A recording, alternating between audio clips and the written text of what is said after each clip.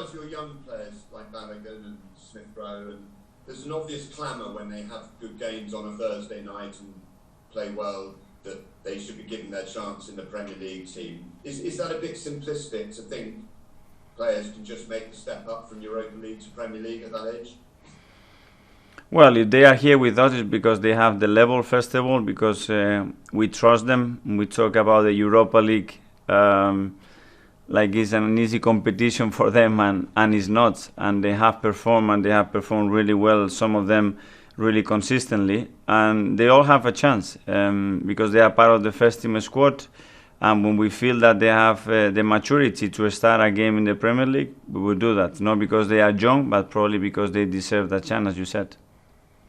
And if you look at sort of your Premier League first team, and obviously the lack, we know goals and the lack, you were talking about creativity and creating chances.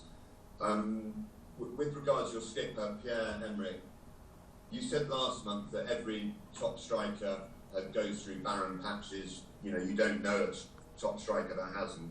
When I was looking at his record, this is now becoming probably his most difficult spell in league football with regards to goals. I mean, how do you and him work on breaking that run? And, it must affect his confidence as well when he knows that he's never been through this sort of run before. Yeah, individually we are doing a lot of work to see where he scores his goals, how he gets provided, the areas that he needs to attack, the type of finishes that he's efficient with. But when you have a player with that spell, what you need is other players to step in and do it for him. And then that process becomes much easier. The problem is when you have 2, 3 or 4 players in the same way, then it's unsustainable. So you need, when somebody is in there, help him, and somebody that has to step in and do the job for him, and then things will come more natural because the pressure is not as big. I mean, it's obviously confidence is a crucial thing in football. I mean, do you see a difference from him in the summer to where he is now just because of his lack of goals, or do you still see the same focused professional?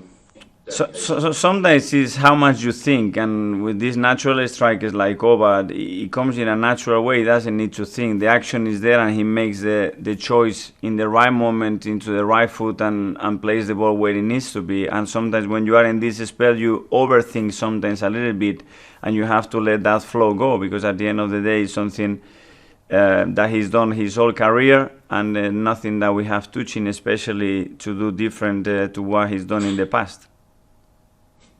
Right, and you've obviously got, we know that the January window looms again. It's come around very quickly, it seems, this season with all the games and with a congested season. Is that something you're now thinking about already yourself?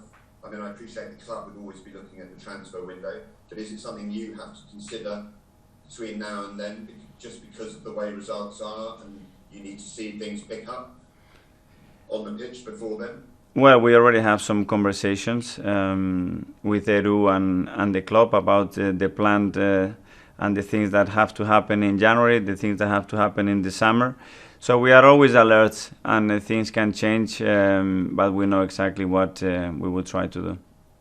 So it's not a case that the players here already need to show you over the next few weeks that they don't need replacing or they don't need backup. And there are situations as well that players that may have to go on loan, or they have to come back from loans, or they have to go out. We will see what happens, and obviously players that have the possibility to come in. Okay, and I mean, I've been asked, we've all sort of decided we need to ask you again about Mesut Ozil. I appreciate he's not in the match squad for this first half of the season. Is it possible that he could be in the squad for the second half of the season? Well, he's not in the squad right now, and I'm focusing just on the players that we have here. The choice is what we made, and whatever happens in January, we would have some time to decide. Okay, and do you find it frustrating, though, Mikel, that obviously you've made a decision, and because of results, people will keep his absence becomes more conspicuous? I said on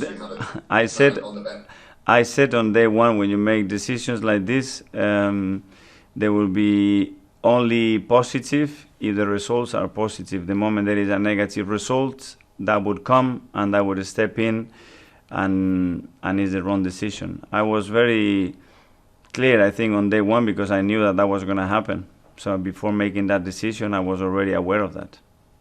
Right. Okay.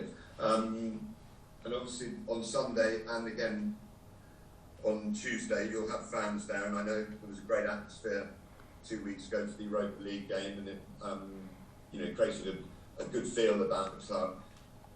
Great to have them back. I mean, are you concerned with London potentially being in Tier 3 come Wednesday? Because it is looking, that is a serious danger. That this is going to be just a very short return of fans. I mean, it'd be very sad, wouldn't it, if you only have them back for 2 games and then they're gone again? Absolutely, because they really made a difference last week when we had them at home, and the players were much more excited and enthusiastic about having some support from the fans. So if we go to Tier 3, we know the consequences of that. So fingers crossed that we can keep them for now. Okay, and the last one from me. I mean, obviously had a great start and won the FA Cup and had a brilliant summer. Are you feeling the pressure at this moment? I feel the pressure every day since I took the job here, because I know the demands that this huge club has and the demands that I put myself. Right, but still total belief that you're the right man and that you can make progress and move forward, yeah? I cannot be more energized, more passionate, and the dream that I have to build what I want to build with this football club. But we all know that we need results to sustain and to keep evolving the way we want to do it. And in the Premier League, not in the other competition, but in the Premier League, we haven't done that in recent weeks. Okay.